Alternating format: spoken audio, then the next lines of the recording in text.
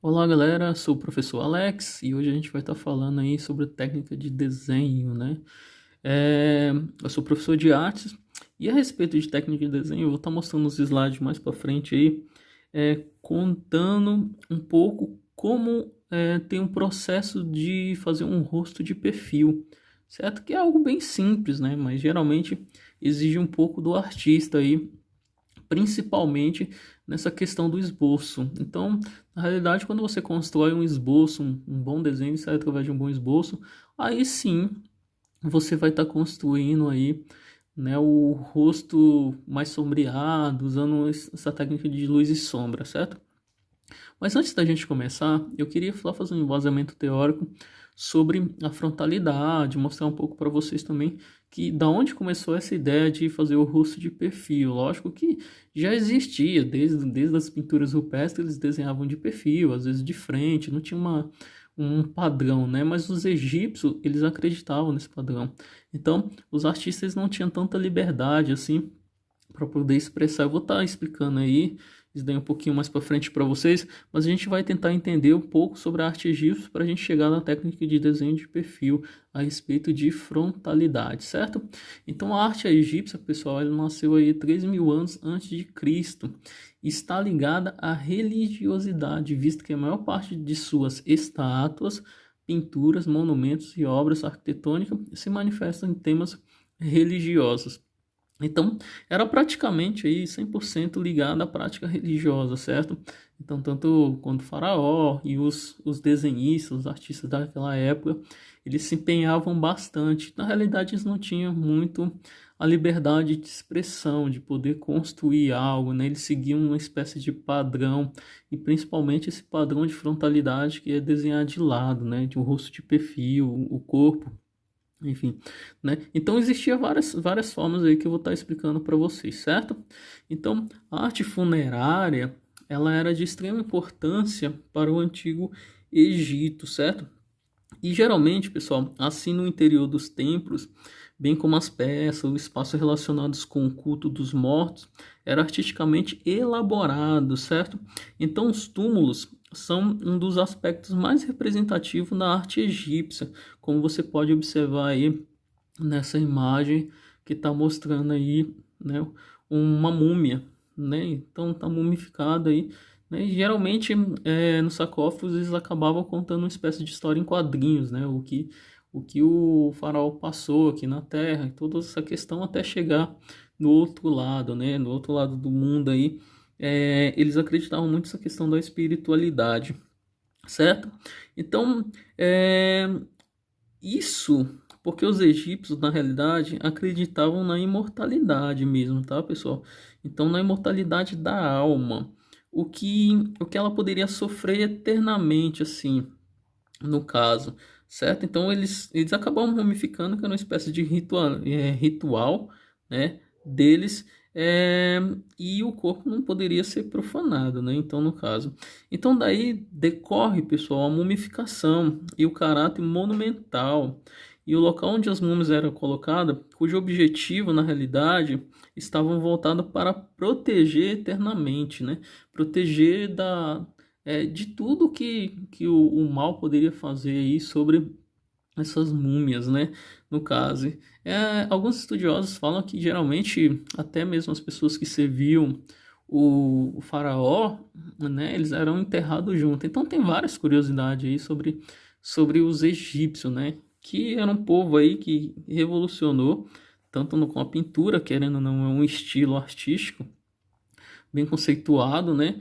E eles vêm crescendo cada vez mais, né? Existem vários artistas aí que copiam essa técnica, era uma técnica meio que, digamos assim, que não tinha uma perfeição, né? Nesse sentido, às vezes até mesmo de perspectiva, mas era uma técnica aí que, querendo ou não, marcou a pintura egípcia exatamente por ser uma pintura, digamos assim, diferente, né?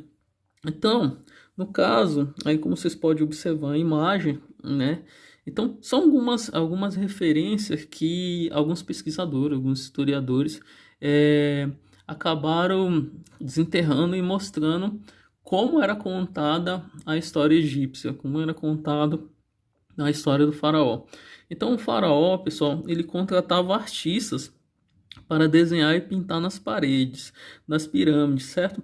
Como você pode observar nessa imagem aí do lado, tudo bem? Que viriam na realidade a ser os seus túmulos. Então o faraó ele contratava esses artistas, né? Enfim, os artistas não tinham muito escolhas, né, nesse sentido, e ele contratava assim para nessa questão dos artistas pintar a história de vida deles, assim como tanto os etruscos lá na Itália que pintava também, né, a vida da pessoa que se foi, né, nesse sentido geralmente contando. E era bem festivo na realidade, né? Os egípcios acreditavam muito em vida após a morte, tá? Então essas pinturas na realidade elas detalhavam a vida deles e seu entorno, tá? De modo, na realidade, que essa arte ela registra parte da história do Egito. Então a partir do momento que foram contando essas pinturas, elas foram enriquecendo e provavelmente, eu acho que se não existisse essas pinturas, as pessoas não saberiam aí como seria a história dos egípcios. Então, tiveram vários estudos mostrando de como o povo eles viviam seu cotidiano através dessas pinturas. Então, é muito importante a pintura na história da arte exatamente por essa questão. Tudo bem? Então não existia fotografia, né? O da guerra não tinha inventado a máquina fotográfica, não tinha o cinema ainda com os irmãos Lumière. Então, o que acontece? Os pintores naquela época, por mais que eles sejam desconhecidos, né, digamos assim, desconhecidos, porque na história da arte é difícil citar o nome de um artista, né, que fez uma pintura egípcia X ou Y, né? Na realidade, a arte ela vem crescendo aí de algum tempo, né? No Renascimento, que surgiu vários outros artistas de renome, que a arte ela tinha esse poder na realidade. E depois foram surgindo outros artistas, mas no caso dos egípcios é difícil citar algum artista que revolucionou a pintura primeiro, porque eles seguiam essa ideia do padrão, né? Então todo mundo pintava do mesmo jeito. Eles não tinham uma certa liberdade de expressão na obra, certo? Então, na realidade, essa pintura aí, como vocês podem ver aí do seu lado direito da tela, no seu lado, perdão, no meio da tela, no caso, são pinturas aí que deve ter aí uns 44 mil anos, né? Na realidade, então faz bastante tempo aí, tudo bem?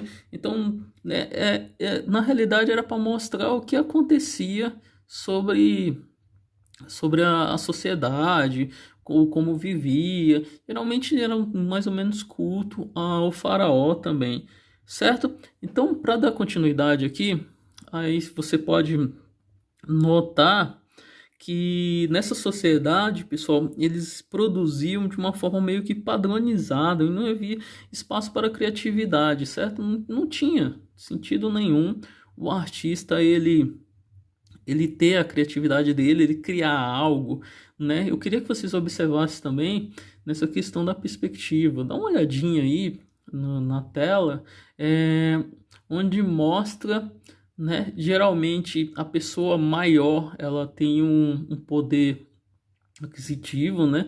Ela tem um poder de domínio. Geralmente eles fazem maior a figura do faraó, né? E as pessoas menores, conforme for o tamanho, são súditos, são pessoas que, que não têm esse poder. Então são um pouquinho menores na realidade. Eles seguem o padrão, né? Na questão da frontalidade. Mas dá uma sensação incrível de perspectiva, por mais que eles não usassem ponto de fuga, por mais que a linha horizontal deles não fosse mais ou menos na altura dos nossos olhos e simplesmente mais embaixo. Então, eles não seguiam esse padrão, não tinham um estudo aprofundado, exatamente porque era uma questão de estilos deles, certo? Então, dessa maneira, pessoal, foi realizada uma arte anônima, né? Uma arte assim que os artistas eles na história da arte não citam, né? Exatamente pelo fato aí do artista não ter esse poder de fala, não ter esse poder de criatividade, certo? A dimensão das pessoas é muito engraçada, né? Exatamente por essa questão dos objetos, enfim, os objetos também são são tratados aí com forma mais menores, outros mais maiores, eles não seguem uma espécie de padrão nesse sentido também não, tá? Então, geralmente o faraó era o soberano, né? Então, ele era retratado de uma forma bem maior, como vocês podem verificar nessa imagem, certo? A lei da frontalidade é bem interessante porque eu gosto de falar bastante sobre isso, porque na realidade a lei da frontalidade é uma característica mais marcante da pintura egípcia, certo? Então, na realidade, também essas regras determinavam que o tronco das pessoas deveriam ser representado de frente, certo? Então, as pinturas egípcias eram retratadas de frente, né? A questão do tronco, já o rosto da pessoa, né? No quanto a gente fala nessa questão, a cabeça é retratada de perfil.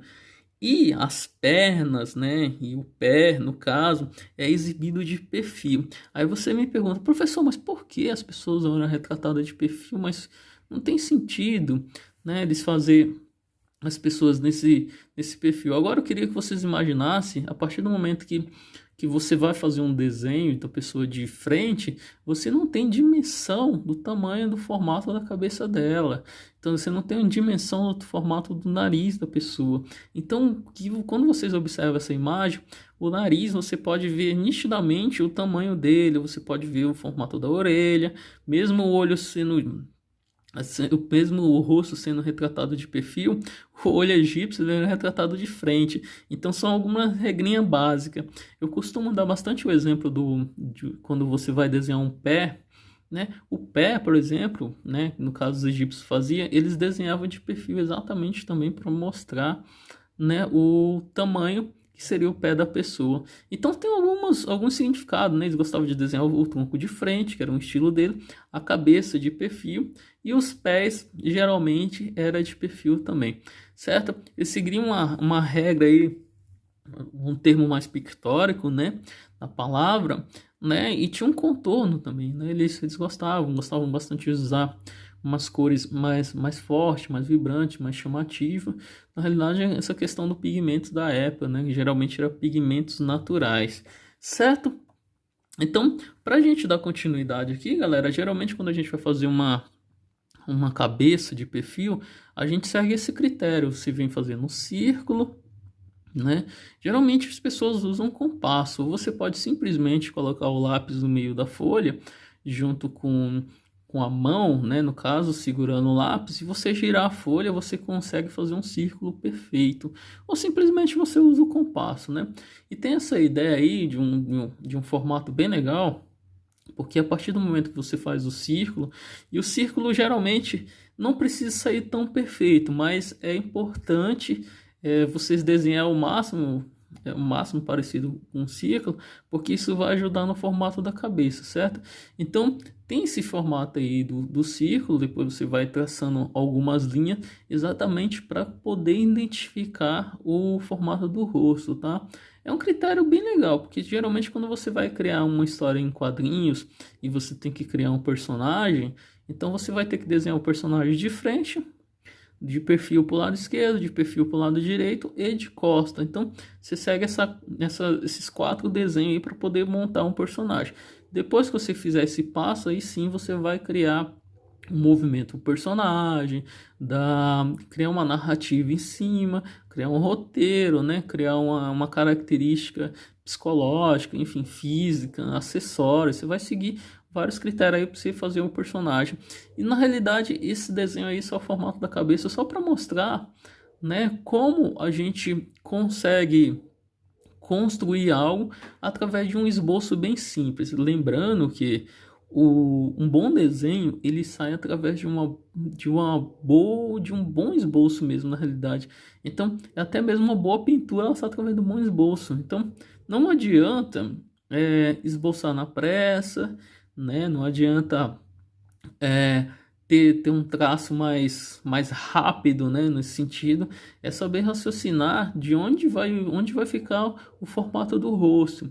Conforme você vai desenhando, lógico que conforme você vai desenhando, você vai criando uma certa habilidade artística, uma coordenação motora bem legal, e você vai deixar a sua mão mais leve, o traço mais simples, né, no caso, simplificando, e às vezes você cria até um traço mais sujo, mais uma linha contínua, diferente do que está aí, que é um traço mais limpo, né, exatamente para mostrar o processo do desenho, certo? O traço sujo, para mim, é um dos mais importantes também, porque mostra a habilidade do artista, né? Então, o artista ele acaba criando vários esboços, um risco por cima do outro risco, depois ele vai alinhando aí, apagando e definindo o desenho. Só que tem artista aí que tem um traço mais limpo, aí depende muito, tá?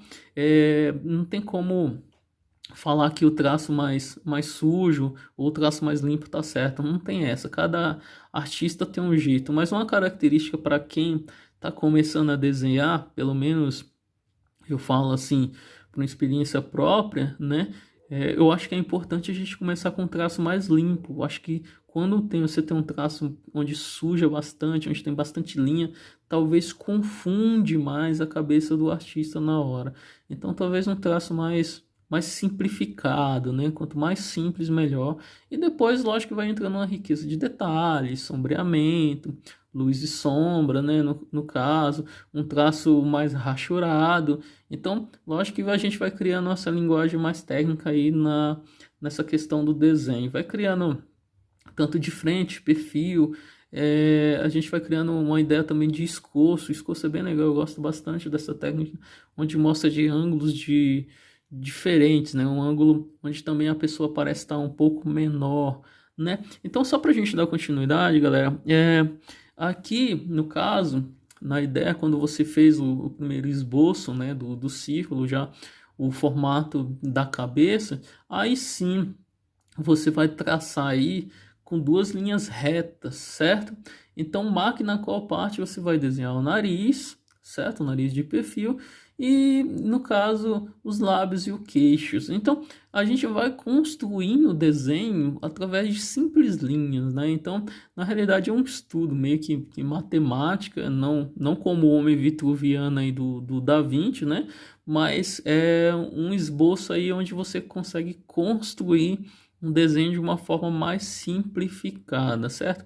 Lógico que esse traço preto aí que está marcado o desenho, você vai aproveitar algumas linhas, o restante você vai sumir conforme você vai pintando. Uma dica muito importante que eu costumo sempre falar em aula é que para quem tem um traço mais pesado, um traço mais com a mão mais pesada, então geralmente desenhar, tentar deixar a mão um pouco mais leve ou evitar usar o lápis 6B. Desenha com lápis comum e depois, quando você desenha com lápis comum, você praticamente resolveu o desenho, aí sim você vai estar construindo, né? Você vai estar sombreando com lápis mais escuro, um lápis mais forte que seria o 6B. Na realidade, o 6B ele não é para desenho, o 6B ele é para sombreamento, certo? Existem pessoas que, lógico, que vai, por exemplo, vai construir uma caricatura, já vai direto no 6B, mas lógico que ele tem um domínio, né, sobre isso. Então, eu particularmente, eu costumo esboçar com um lápis comum mesmo, no caso, no grafite, e o 6B vou construindo aí, vou usando ele na hora de sombreamento. Primeiro que faz uma sujeira enorme, né, suja toda a folha, eu acho que tem que acabar dominando essa parte, depois você vem espalhando aí com esfuminho, ou usando a borracha para trazer a luz, ou o próprio limpa-tipo. Então tem vários esqueminhas aí que a gente vai construindo o desenho, certo? Então, para você desenhar esse formato do rosto, segue o primeiro critério que eu mostrei para vocês e depois você vai traçar duas linhas horizontal aí e você praticamente já definiu o formato de um rosto, certo? Porque essas duas linhas vão auxiliar você a construir o rosto certinho. E lembrando, galera, que é uma dica muito importante, que o final da orelha é o final da sobrancelha e o final do nariz é o final da orelha. Então, são essas linhas horizontais aí que na realidade, uma linguagem mais técnica, se chama linhas auxiliares. Então, essas linhas auxiliares, ela vai auxiliar você no desenho. Lembrando que um esboço ele tem que ser bem suave, bem clarinho, porque vai ficar bem mais fácil de apagar. Então, você vê que isso daí é um formato de um rosto feminino, né, de perfil, exatamente pelo formato do cabelo, tal. Também pode ser um masculino, não tem problema nenhum, né? Existem homens que têm o cabelo maior, né? Tranquilo. Mas então no caso aí a gente está construindo um rosto feminino, certo? Então mostrando ali já o desenho mais ou menos finalizado, lógico que sem sombreamento, né? Sem essa técnica toda de mostrar onde está a luz e sombra, mas um desenho mais simplificado e bem simples mesmo, mas você vê nitidamente o formato de um rosto de perfil. E para a gente entender isso daí, galera, eu gostaria também que vocês pegassem o caderninho de vocês de desenho ou o sketchbook, né? O sketchbook que é um caderno mais, digamos assim, mais profissional, né? Nesse sentido, né? Porque a gramatura é um pouco mais elevada. Eu acho que é importante a gente ter um sketchbook que fortalece bastante o trabalho, que é um caderno de estudo de desenho, né? Então, geralmente, para onde você for, né? Ou às vezes você fazendo pelo menos uns 5, 6 desenhos por dia, lógico que você vai aumentar a sua coordenação motora aí para você construir qualquer desenho possível, certo? E você vai deixando o seu traço mais leve, mais solto, né? Digamos assim. Então, como você pode ver no lado esquerdo da sua telinha aí, um esboço aí de uma moça, no caso, e um traço mais leve e solto, trabalhando essa questão de luz e sombra. Isso é muito importante, galera, a gente notar onde tem luz e sombra. Geralmente, debaixo dos olhos, existe sempre o triângulo, né? Como vocês podem reparar, aí um triângulo meio de cabeça para baixo. Então, é importante a gente começar a entender luz e sombra, porque na realidade o nosso rosto não tem contorno, é luz e sombra, tá bom?